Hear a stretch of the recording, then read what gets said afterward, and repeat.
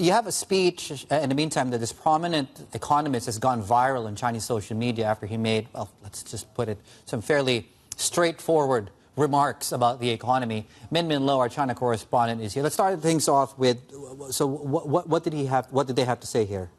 Yeah, this was a story that I was actually quite taken aback by when I was reading it. And you'll understand why when I get to his comments in a bit. But This is a prominent economist. He is chief economist of SDIC Securities, a state-owned company. He has advised top officials and regulators before. He said that consumption growth is stronger in provinces with older population and it's weaker in provinces with younger population. And he said this is a bit counterintuitive. It might be a bit hard to accept, but he says this can be summarized into three phrases.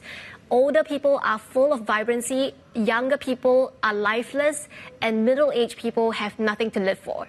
So it's very sobering comments there that we rarely hear in the public discourse in China, because this is an environment where we know analysts have been censoring themselves, perhaps avoiding using words like deflation, because officials have been calling for a more positive narrative around the economy. And he goes on to justify his thesis. He said that older people are spending because they're getting regular pension, but younger people, their expectations on income is diminishing, so they're holding that back.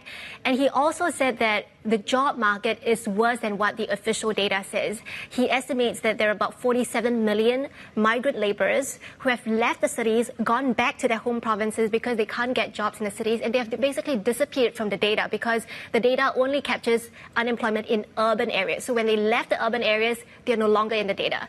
He also said that GDP is overcounted by 3 percentage points a year in the past 3 years. Cumulatively, he said, it's overcounted by 10 percentage points over the past 3 years.